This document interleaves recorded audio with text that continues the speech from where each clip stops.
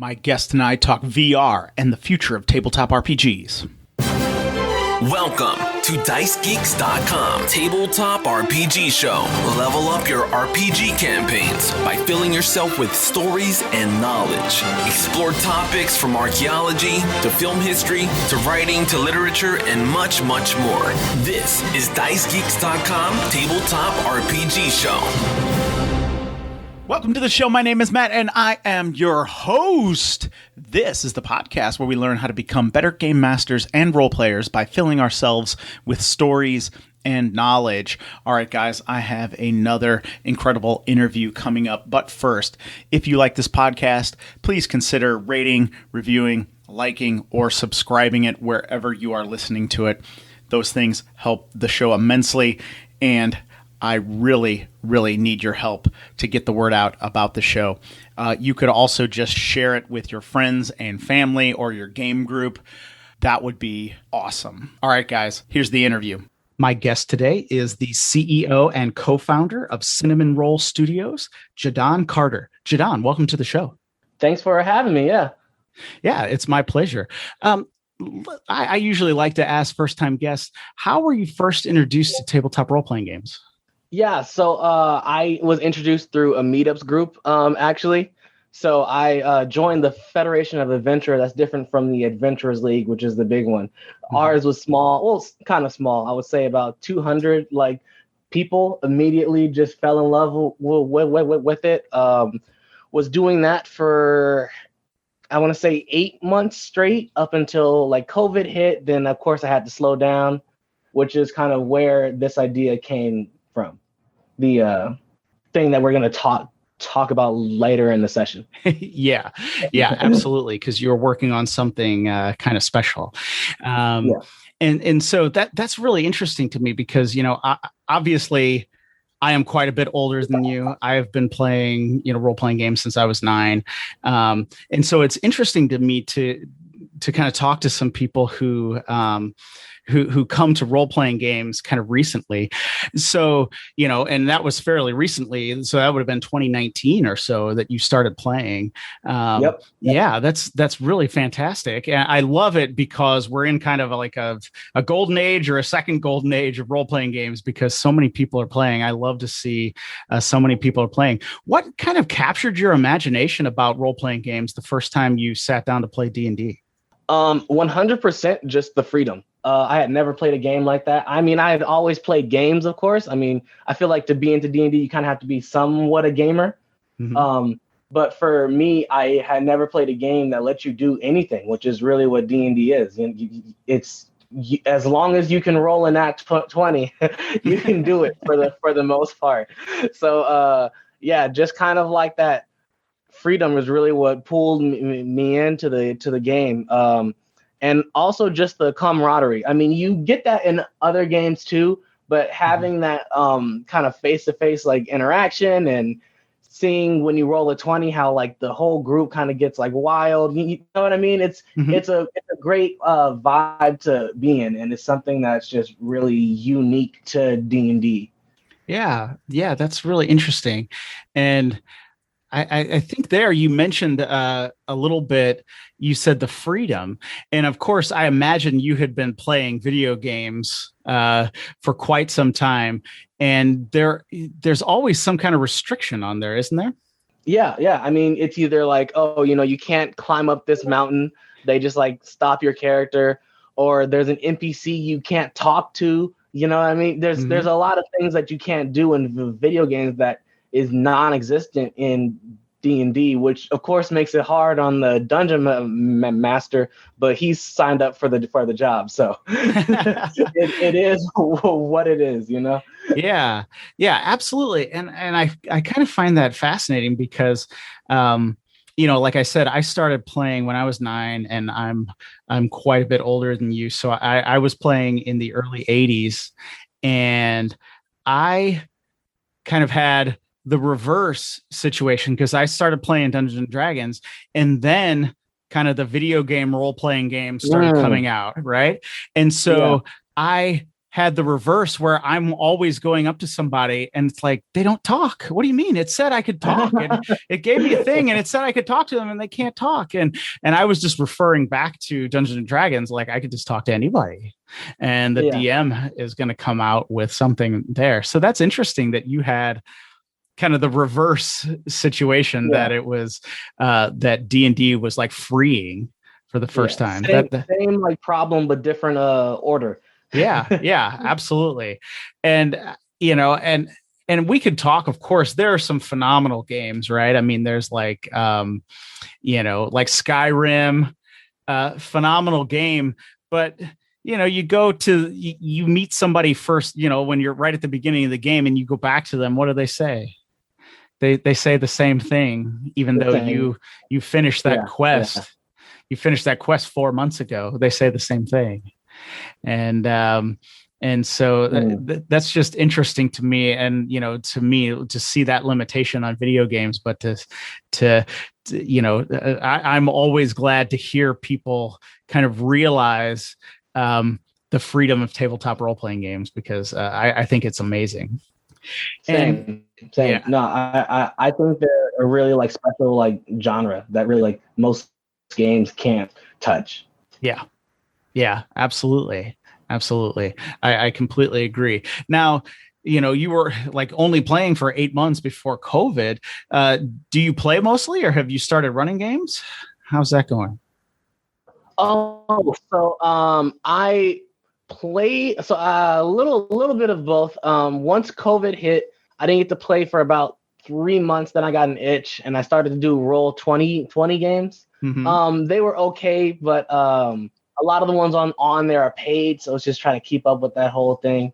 And then I recently joined not recently, in the last 4 or so months, I joined a group, and we just have like a weekly game. So I've been doing that now. I DM'd only once, and it was a disaster. And so I need to practice my DMing skills a bit, but I'm planning on DMing soon again. Yeah. Okay. So that's interesting, because a lot of people that I talk to on the show have been running games for a long time. So that's just, this is interesting to get your kind of take. And if you don't mind, why do you think your session, you only ran one session? Why do you think that went poorly? Oh, it was just extremely bad planning on my part. Well, on everybody's part. One, they told me the game was 2 days, so I didn't have a chance to buy the I'm forgetting what it's called. It's the map, but basically I had this drawn on map that was in the mail, but I didn't get a chance to get it yet. So I really wasn't prepared for the campaign. I mean, everybody still had fun. At the end of the day, everybody had fun, so I guess it was great in that sense. And they all wanted to do it again. It was a one shot. Mm-hmm. So I guess I can't say it failed in that sense. I think that everybody had a good time. They all asked me to do it again, but I needed way more prep time to do it how I needed to do it. Oh yeah. Okay. Well, that's really interesting, because usually that's my bar. I usually say if your players had fun, and especially if they ask you to do it again, that usually means you did a pretty good job, even if you felt like it was a disaster. So you know what? I've heard that before. I've heard like, oh no, you did a great job. We all had fun.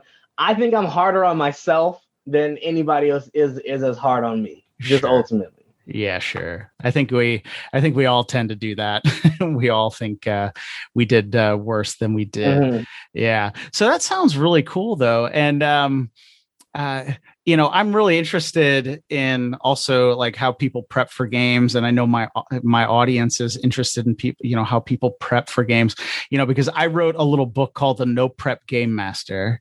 And so now I'm relying on, years and years of having run games, and I have made like every mistake in the book, right? Like I have made every mistake. So I tend to do less and less prep, because just the way my life and everything has changed. Like, if I have 3 hours to game, a week, with my friends, I don't have another 3 hours to prep anywhere, right? Like there's just no other time.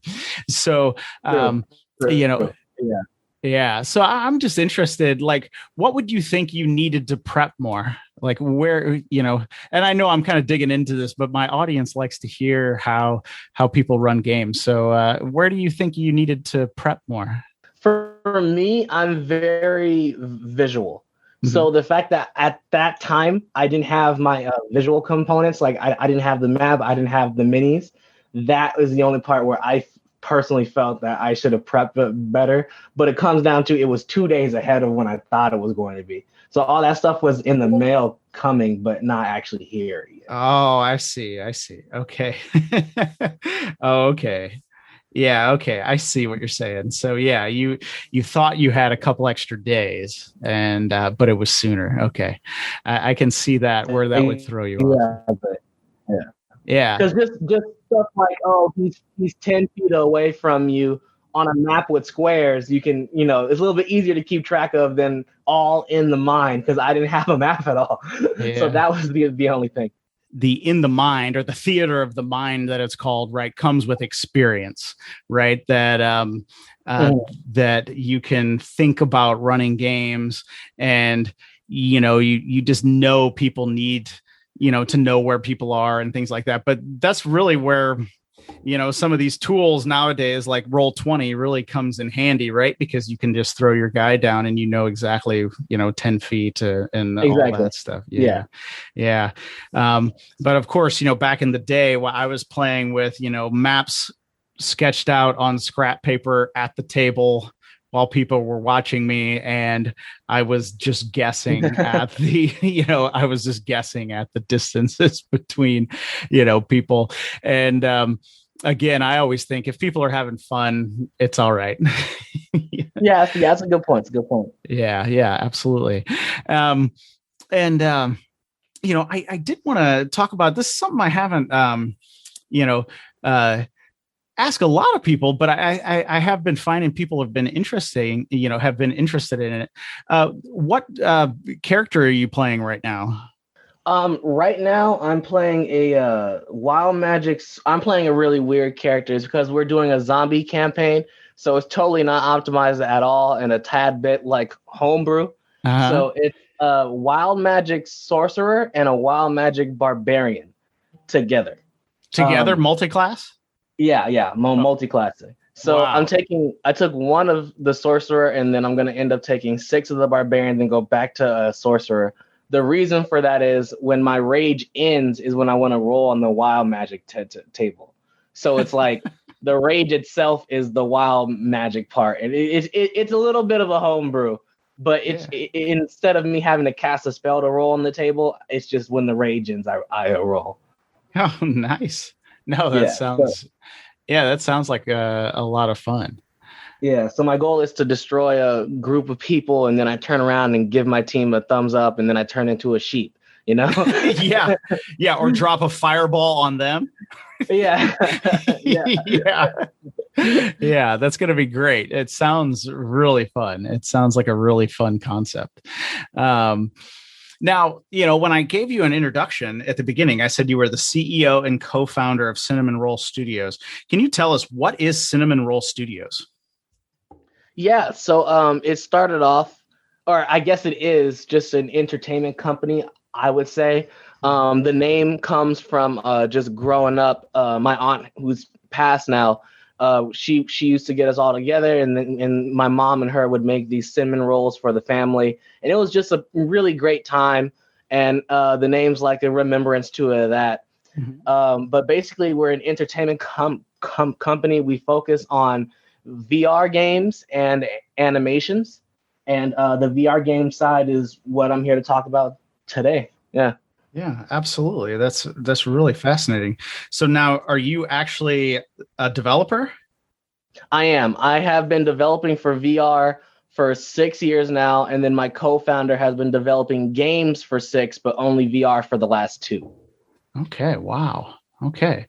So that is really fascinating. This is just like kind of an area that is just like totally new to me.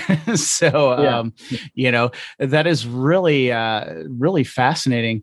And before we get kind of into your project, I was just, going to ask about like VR. Maybe could you just define VR for somebody who, out there in the audience who may not know what VR is? Of course, yeah. So, VR, which stands for virtual reality, it's basically, I'm sure you've seen it around where it's somebody in a headset and they're like falling over, but it's more than that. It's when you're in the headset, your whole body is in there, so your hands are in there, and you're transported into this virtual world, which can be anything the designer made it to be. So instead of playing a normal game where you have that TV screen that separates you from the world, you are your character, and you can pretty much like have way more freedom than you could as a normal game. Yeah, absolutely. And of course, I have seen those video clips on YouTube where the person thinks they're about ready to fall off a building or something, and they crash into their television and break this, break like a $800 TV or something like that. So that is really fascinating. And I think, it is going to be interesting to see where some of this technology really goes, right? That it's really kind of pushing the bounds of a lot of things that we know between, video games, reality, and, and of course, I love science fiction. So the idea that, we can just wear something all the time and we just see an overlay of reality, in some other way. It's just kind of an interesting idea. So, and VR is still in its like infancy too. So there's a hell of a lot of room to grow, and it definitely will. Yeah, absolutely. Yeah, we had that. You're probably too young to remember, but we had a spike in like, I think the early mid 90s where we tried VR stuff, virtual reality. I do know that. Yeah. Yeah. And it didn't work. Right. It just didn't work. And so, it kind of went kind of underground for a little while. And now it is making this resurgence, and some of the stuff that I've seen looks incredible. It's just absolutely amazing. And I'm guessing some of your the kind of what led you into this was some of your interest in video games, and that is that kind of what led you to pursue kind of being a VR developer. So VR development for me was super sporadic, but one of the best moves I've made in terms of a career choice. Because I pretty much saw a TV show, which looking back on it was a garbage show. But at the time, it blew my mind, and it was basically a VR show. It was like the future of VR where the guy gets trapped in VR. It was this whole thing. But at the time, I was like, wait, is anything like this an actual thing? And at that time, literally a month before, there was Palmer Luckey working on the DK2, which was one of the first like headsets. So I hopped on there, started coding for it, and pretty much just stayed that way since. Wow. What TV show was it, if you don't mind me asking? I don't want to, only because I said it was a garbage show. I can't say it. It's going to make me sound bad. Okay. No, that's fair. That's fair. We won't call anybody out, but people are trying, right? People gotta, you gotta try somewhere. So that's awesome. So, so now you're involved with this company, you're doing virtual reality work. You've discovered tabletop role-playing games. It's caught your imagination. You're playing D&D a ton. What are you guys working on that's going to kind of marry these two ideas? Yeah, so our concept is basically bringing Dungeons and Dragons to the VR space. And to clarify, the way we've built it out, you can actually play on PC with the keyboard and mouse too, but VR is also a option there. And basically what this is you are your character. So instead of you having a mini down, you can take over that mini, see from your mini's eyes, control your mini's hands and movements, and interact with the world in like a brand new way. So the whole idea came from me playing D&D and being more of a visual like person and just wanting to bring that into this space. And a big part of it is the GM or the DM. We call him a game master, but dungeon master, game master, you can just like swap them out. Yeah. But the DM can control the world in a way that only a DM could in the Dungeons and Dragons space. So let's say you enter into a tavern, right? Mm-hmm. The DM can change the population of the tavern, and he has like custom like characters, so he can place a tavern owner. And no matter who he places, any player can go up to anybody, and the DM can take over that person and role play out with them. But it's from first person view. It's like you're actually there. So it's a little bit of LARPing mixed into this whole thing, but it's just a completely new experience in my eyes. Yeah, and I thought the concept was really interesting. Of course, you have a demo video of some of this, and your product is actually called Legends Untold, right? Mm-hmm. Yeah. And I thought it was really interesting to see kind of the approach that you guys were taking here.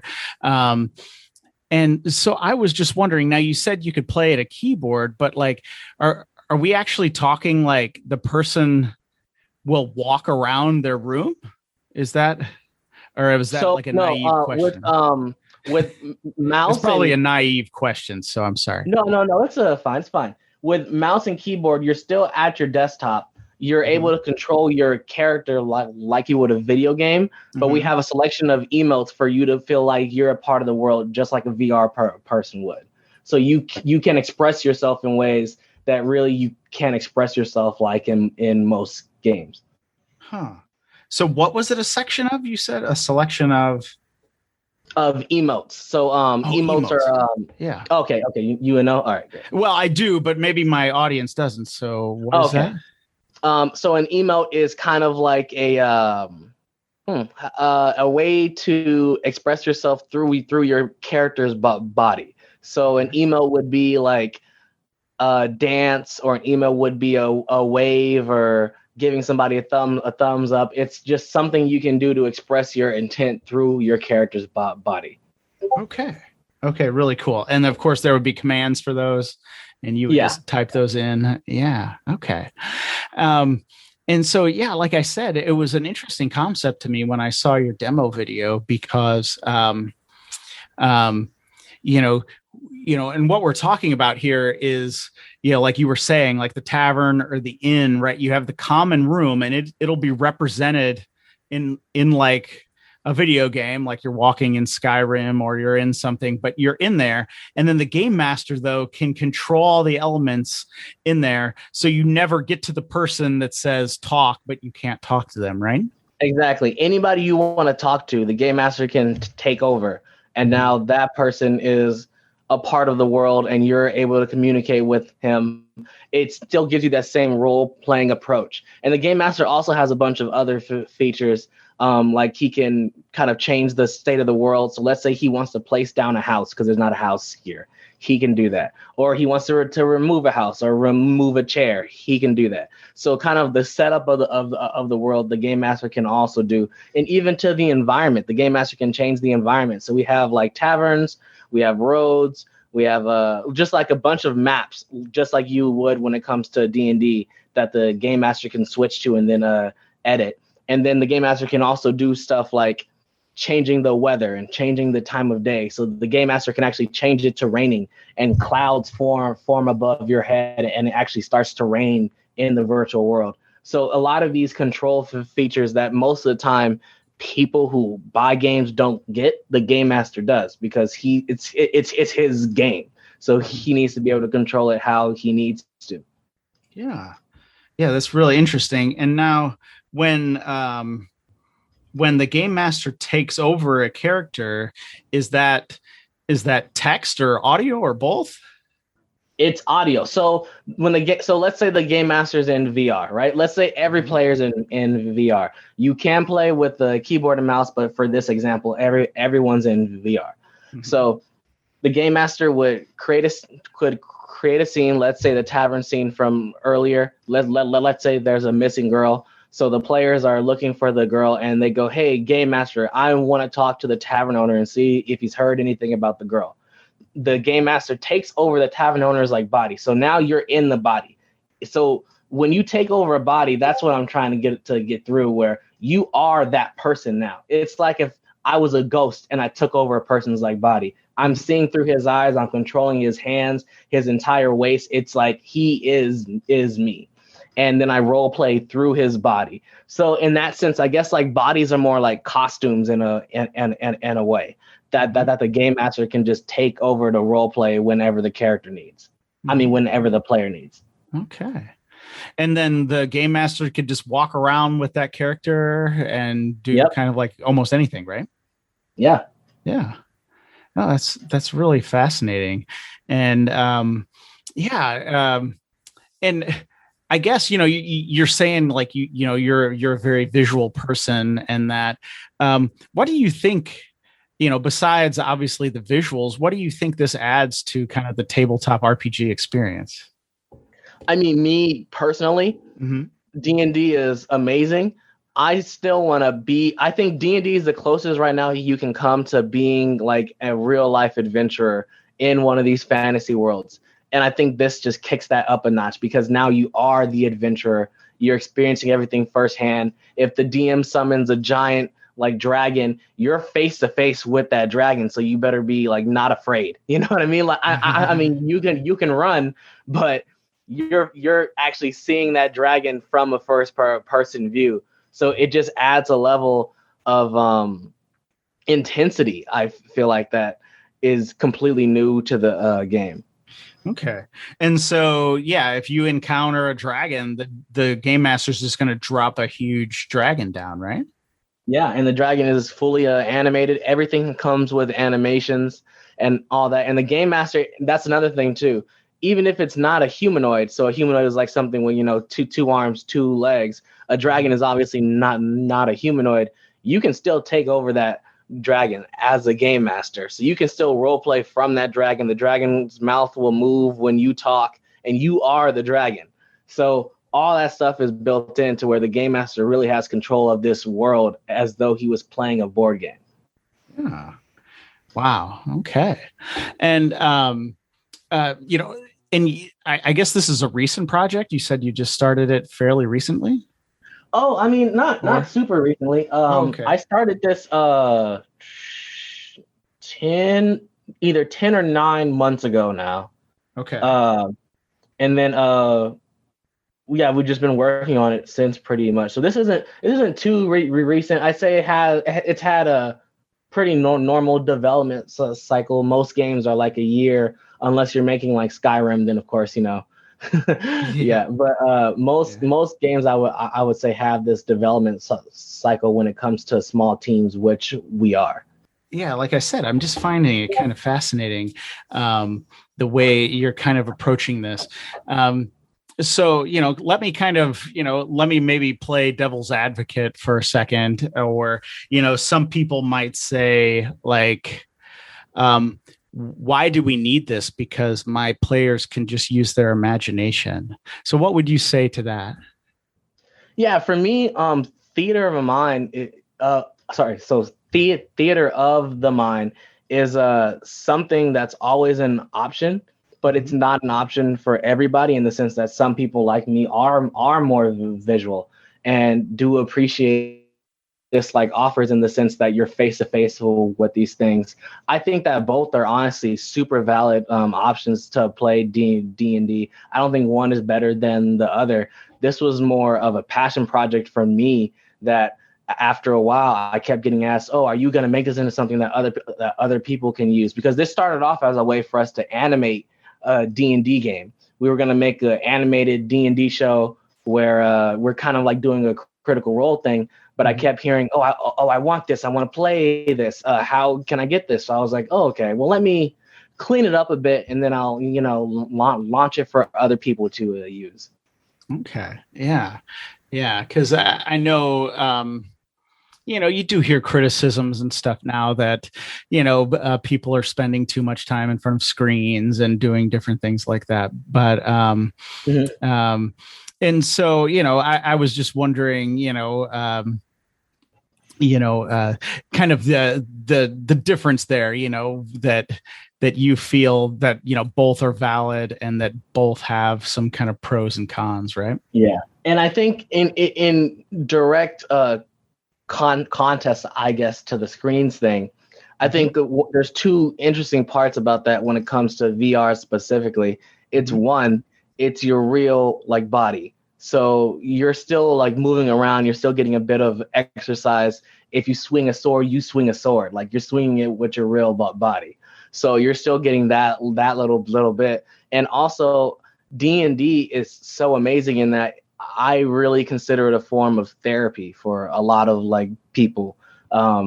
And just a way to get yourself out there if you're not exactly the most outgoing person. And I think maybe when you're talking about like Skyrim and stuff, that's probably a thing that I could see, that I could be like, yeah, sure. But when you're talking about like D&D, I think honestly the world would be a better place with more D&D. It really just to me, I don't see a downside, like personally. Yeah, because you're still very much playing with your friends, right? Yeah. I mean, they're all there with you. You see them. If there's like a rogue like sneaking into a door, he's sneaking into the door, and you're like trying to distract the guy while he's sneaking in. Like all that stuff is you're just there seeing it instead of imagining it. Yeah, that's really fascinating. And like I said, I'd ask you some technical questions, but I have no idea what I have no idea what to ask because I am not a technical person in that sense at all.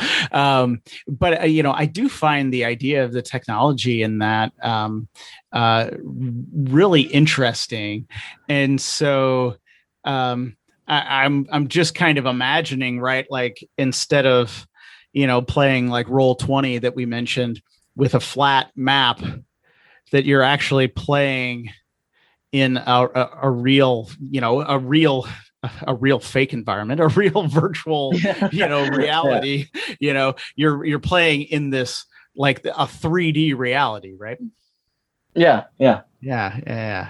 That is really interesting. So kind of what stage are you at right now? I know this podcast will air about 2 months after we're talking right now, but what kind of stage are you at right now with it? Yeah. So as I said, we've been working on this for 10 months now. We launched a Kickstarter about 20 or so days ago, and we were fully funded in 3 days. So we'll have it out pretty soon. I want to say in the next 2 to 4 months. So I mean, maybe even by the time this thing airs. Wow. So we'll see. But yeah, a lot of the functionality is there. What the Kickstarter was for mostly was for the sprucing up, because and this is another thing with me being harder on myself than other people are most of the time. I am not happy with something if I'm not like blown away with it myself. So I just needed to do some changes when it comes to UIs, when it comes to how features are accessed. But for the most part, I would say 80% of the features are done. So we just need to drag in that last 20% and then just clean up the UI, and then we're ready to go. Mm-hmm.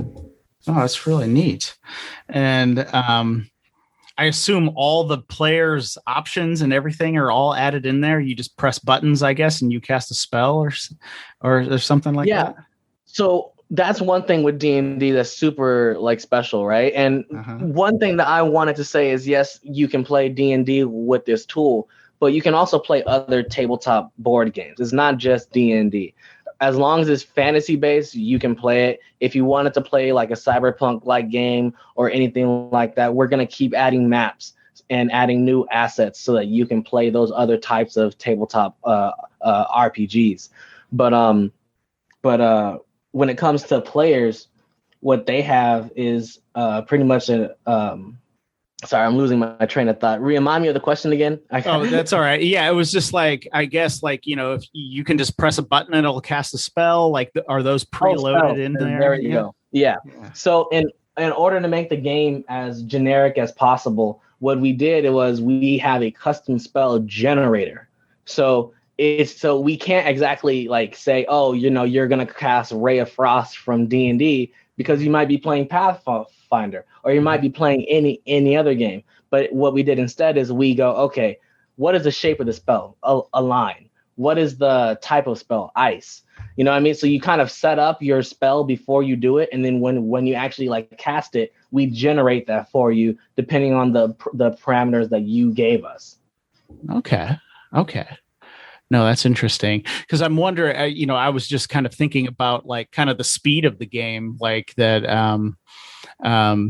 if it would move quicker because people can, like have options at their fingertips or whatever. Mm-hmm, mm-hmm. Well, and one thing to bring that into when it comes to the speed of the game is the game actually has two separate modes. There's role play mode and combat mode. So I'm not sure how far you got into the video, but when you're in combat mode, it's completely different from when you're in role play mode. In role play mode, it's that first person view. It's you're in the world. But then when it switches to combat mode, it's actually a top down view, just like how you would normally do with a normal tabletop game. And a grid will procedurally like generate to accommodate anything the GM has placed down. So if the GM placed down a cart, the grid is going to go around that cart.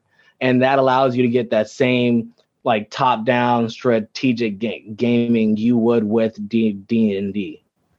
Okay, nice. Yeah, that is really, really neat, and has some really, really interesting features and stuff. I know. Yeah, like I said, I did watch the video, and I found it kind of fascinating. One, that the technology is proceeding to a place where that you can do something like this, which is kind of blowing my mind. I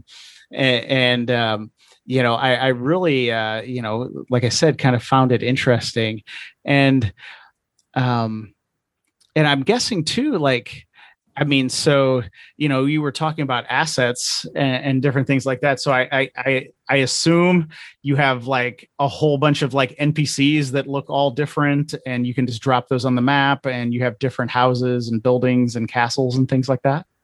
Yeah. And when it comes to NPCs, especially, we have at least 100, I would say. Mm-hmm. Okay. No, that's cool. And then buildings and monsters and all that. Yeah. Oh, so NPCs, I meant that's counting like monsters is what I meant. Oh, okay. Okay. Cool.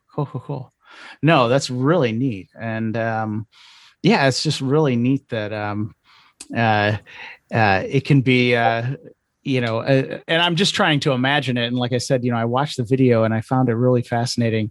And I'm just trying to imagine the experience, as well. And, you were saying like it's probably going to be done and stuff very soon. Does that mean like people will be able to pick it up and start playing it? Yeah, we're going to end up launching on the Steam store and on the Oculus store.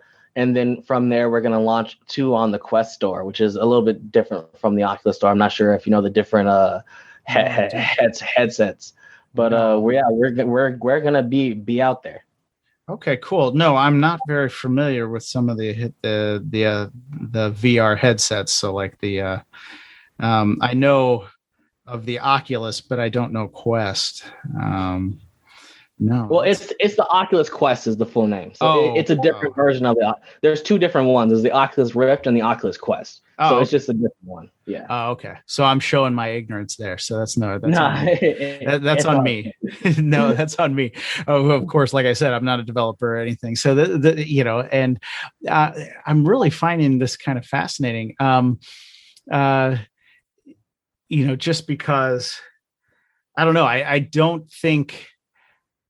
I really ever imagined something like this. Although when I saw your demo, I was like, well, of course you could do something like this, right? You could just slip into those different roles and play, the video game kind of avatar. You could just play that person. Yeah. And where, like, I don't know, what's your kind of your vision and stuff for the future? Like, where would you kind of like to see this go in the future? I mean, ultimately, it was a passion project that me and my friends were doing for a video.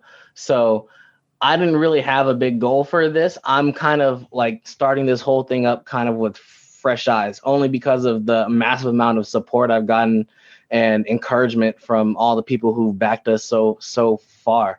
I mean, I would, of course, like for this to be played with as many people as possible, but most importantly, just introduce people to this new type of game where you're completely free. I feel like D&D in specific has had a little bit of a bad rep up until the last like 3 or so years when Stranger Things came out and kind of like cleared some stuff up and got more people into it. But honestly, it's such a fun game, and I just want more people to get into it, because the bigger the community is, the better, and that's more people that I can play with. Yeah, absolutely. And that was always something, because like I said, I went through, I started playing in the early 80s, and then kind of went through some periods where it was hard to find somebody to play with, and which is totally opposite now. Like I pretty much have more people than I could ever play with right now. I know a number of groups of different friend groups of mine that are all playing, and it's like it would be impossible for me to play in all of those games. I would love to, in fact, but and so it is interesting that you kind of mentioned that there, that kind of getting out what D&D is, in some kind of, popular media, Stranger Things. I think the success of Critical Role, of course, kind of got it out there what, kind of what D&D is. And I always thought, it's just like, well, if you enjoy computer role-playing games or playing video games, you're going to love Dungeons and Dragons. Exactly. You're just going to love it. And it makes me sad sometimes to hear people are like, oh, well, I only play video games. And it's like, well, try D&D, because it's amazing. And actually, I'll just say something. I mean, this is just more trivia, and I don't know if you know this, but like on the podcast, I've interviewed a few people who started working at Dungeons and Dragons, on Dungeons and Dragons in the 70s and 80s. And a lot of them went into video games, which I didn't realize. A lot of them went into video games in the 90s, in the early 90s, and throughout the 90s and 2000s. And I found that fascinating. Like, I should have known, because there are some role-playing games that are almost just like Dungeons and Dragons, just without without the game master. And I always thought that was interesting, where I think some people think that video games are changing Dungeons and Dragons, whereas Dungeons and Dragons change video games. Yeah, 100%. Mm-hmm. Yeah, because I know, like I said, I do hear in my ear, I hear some critics saying, "Oh, don't make Dungeons and Dragons a video game," But I think Dungeons and Dragons has already affected video games so much that that I don't know if you can draw, kind of a distinction there. And just what would you tell somebody that if they look at you and just say, don't make D&D a video game, don't do that, what would you tell them? The biggest thing I've gone with is kind of just the truth, to where we're not. Just to clarify, this is not a D&D video game. I can't go on by myself and play it, because there's nobody there. There's nobody to be the GM. There's nobody to be the player. Mm-hmm. This is a tool. So this is not a video game. It's completely a tool, just like how Roll20 is a tool, just like how your placemat you use when you play at home is a tool. It's just another tool to play these tabletop role-playing games that we both love. So it's not making anything to a video game. We're not restricting you at all. It's purely a tool. Yeah. No, and I think that's a great way to describe it. It's another tool. Where can people find it? Where can people find you and your the demo video and things like that? Yeah, so if you go to Kickstarter, we're called Legends Untold. That's going to be over by the time this airs, but you can also, well, hopefully we're out by that time, and you can find us on Steam and on the Oculus Store. And I'm sure at least I can give you the Discord. I don't remember our Discord name by heart, and I really should. That's Yeah. okay. Yeah, I'm almost positive our Discord is just called Legends Untold, but we also have a Discord. We have about 200 something people on there, so pretty active community. Yeah, that's awesome. And I will be sure to put links to Legends Untold and your Discord and that in the show notes for this episode at dicegeeks.com. So anybody out there who is listening right now, you can head over to dicegeeks.com, check out the show notes, and you will find links so you can check out Legends Untold demo video and hopefully maybe even the full game, the full VR tool will be available at that point that you can check out. So, Jadon, thank you so much for coming on the show today. It was a pleasure speaking with you. Same, man. Same. Thank you for having me. All right, there you have it, guys. I really hope you enjoyed my conversation with Jadon today. It is really fascinating to me to see where the future of tabletop RPGs could be going in kind of this blending of technology with the pen and paper at the table. So it was really my pleasure to speak with him today. And I hope you learned a lot as well. All right. In the show notes for this episode, I've provided links so you can check out Jadon's projects and see what CinnamonRoll Studios is up to. And as always, those can be found at dicegeeks.com. Did I mention that already? Oh, well, if I did, you should go there anyway. All right, guys. If you want some free stuff, head over to dicegeeks.com/free. Get 10 free dungeon maps. You'll never miss an episode of this show. And each and every Friday, you'll get an email update from me letting you know what is going on in the world of Dice Geeks. This is where I used to give the pitch about rating, reviewing, liking, and subscribing, but I've been doing it at the top because I really need your help, guys. I have more than 100 episodes in the podcast, and I would really like to see it grow. So if you enjoy these interviews, please consider doing one of those things. Also, if you would like to support the show financially, you can do so at patreon.com/dicegeeks. All right. Now, it is my privilege to come to you every Wednesday and discuss some awesome topic concerning tabletop RPGs or history or literature or mythology or monsters or whatever suits my fancy and helps us all learn how to become better game masters and role players. So, until next Wednesday, keep gaming.